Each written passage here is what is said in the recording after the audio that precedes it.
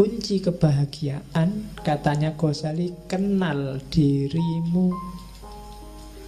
Kalau kamu sendiri masih nggak paham siapa kamu, apa maumu, kamu tidak akan bisa bahagia. Sebenarnya ini teori paling gampang. Kalau kamu nggak ngerti selera makanmu, jangan-jangan misalnya makanan yang kamu sukai apa sih, kalau kamu nggak ngerti, ya kamu nggak akan bisa membahagiakan dirimu, kamu sendiri nggak ngerti.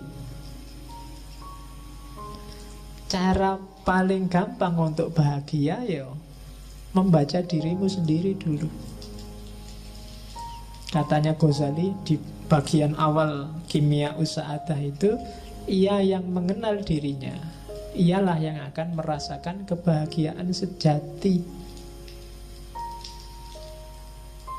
Mungkin selama ini kamu gak bahagia karena kamu gak kenal dirimu. Sebenarnya kamu suka misalnya baju-baju tipis, tapi karena kamu gak kenal dirimu, kamu lihat orang lain pakai baju-baju tebal, pakai baju-baju jubah, kamu anggap itu yang enak, dan kamu tiru, ya udah nggak enak akhirnya. Kamu nggak nemu kebahagiaan di situ. Jadi kenali dirimu dulu deh. Kenapa kok kita nggak kenal diri, katanya Ghazali? Biasanya ketutup oleh hasrat, oleh hawa nafsu, oleh karakter-karakter binatang kita, oleh keinginan menaklukkan yang lain, oleh keinginan jadi idola, oleh keinginan macam-macam. Itu yang bikin kita nggak kenal. Padahal kamu seleranya cuma nasi kucing, tapi karena ingin dianggap keren, kamu milih restoran-restoran mahal yang ada steak, ada apa. Padahal begitu lihat steak kamu janjane mau muntah. Itu panganan opo itu, tapi yo biar dianggap keren, terpaksa kamu sambil nutup hidung dimakan. Nggak enak karena kamu nggak kenal dirimu sendiri. Ketutup hasratmu untuk dianggap anak gaul. Sebenarnya pakai jin itu mungkin kamu tersiksa luar biasa, mau meletet kayak gitu gimana. Tapi kalau nggak pakai jin nggak keren, Pak. Padahal kan yang paling keren itu kan menurut saya kan pakai sarung paling enak. Longgar, ISIS kan. Loh iya kan? Makainya juga simple, kapanpun dibutuhkan bisa dibuka. Bayangkan kamu pakai jin ke kamar mandi sudah tak sumpek, kalau coba pakai sarung tinggal diangkat, wes selesai. Nah iya kan?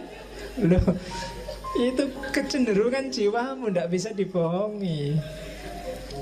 Jadi kenali dirimu. Oke. Terus dan jangan salah, katanya Ghazali, mengenal diri itu manfaatnya dua.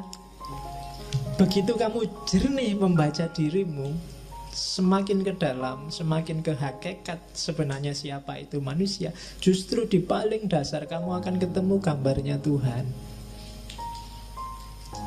Ya kan?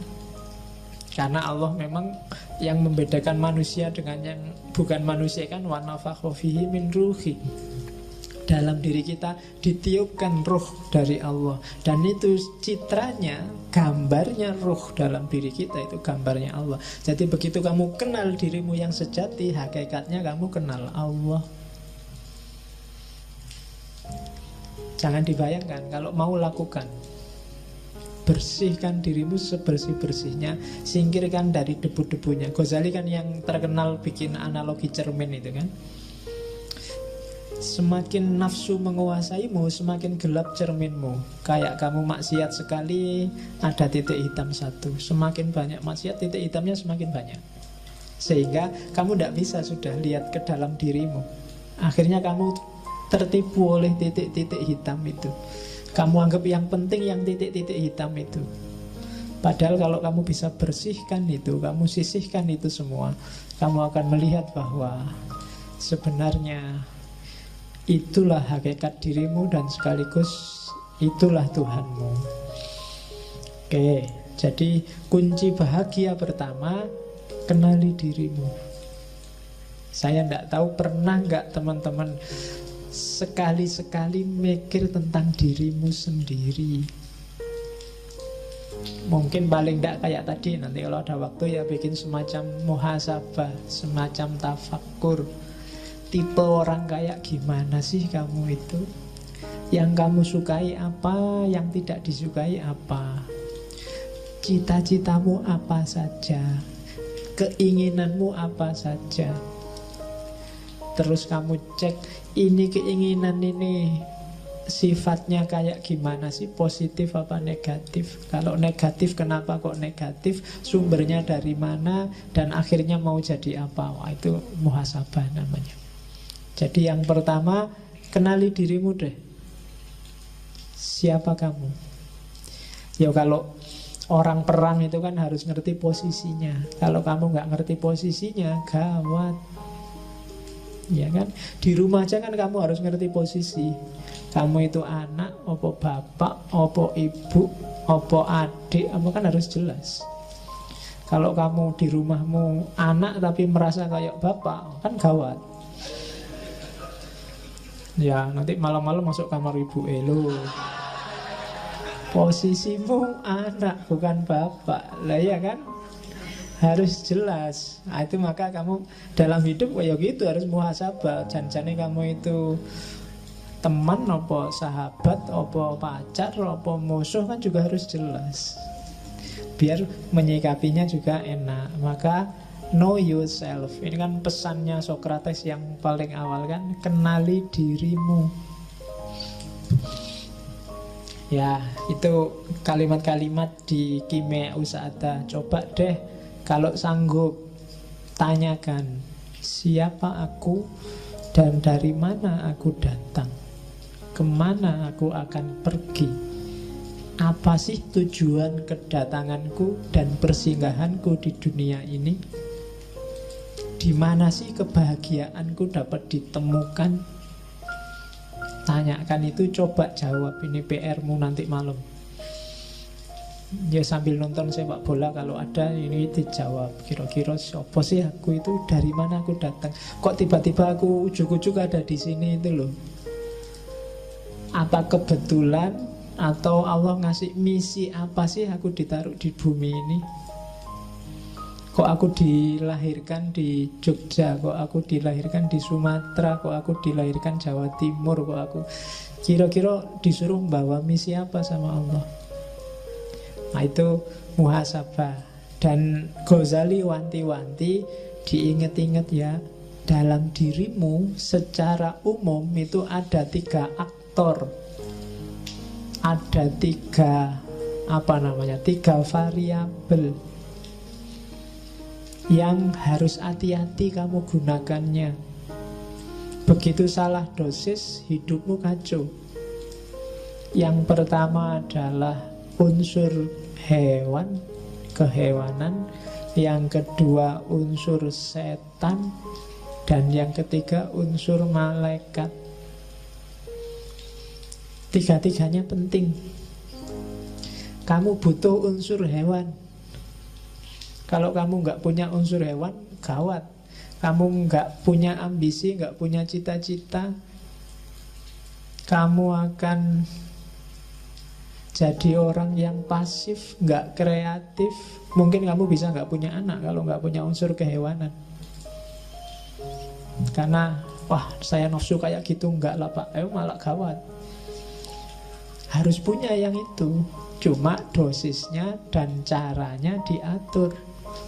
Jangan sembarangan. Nah, kalau sembarangan jadi hewan beneran. Jadi bukan lagi manusia yang punya unsur kehewanan, tapi hewan yang punya unsur kemanusiaan. Wale. Jadi harus ada. Setan juga begitu. Belajarlah dari setan apa? Kecerdikannya. Setan itu pinter, cerdik. Nggak gampang loh bisa bohongi orang, ngerayu orang, diplomasi. Itu perlu belajar dari setan. Ya kan? Lu kalau nggak cerdas luar biasa, nggak bisa jadi setan. Kamu bisa mengerayu orang, orangnya punya akal, Manusia kan dikasih bekal akal, dan itu setan ditantang untuk menaklukkan, dan sering sukses. Ya kan? Loh, setan itu kan sering sukses. Kadang-kadang setannya belum ngapa-ngapain itu sudah sukses. Setan itu ya geleng-geleng kepala, dan menungso belum diapa-apain wis manut. Oke. Dan malaikat, jangan salah, dalam dirimu ada malaikat. Potensi untuk pasrah, tunduk total 100% pada Allah tanpa bantah.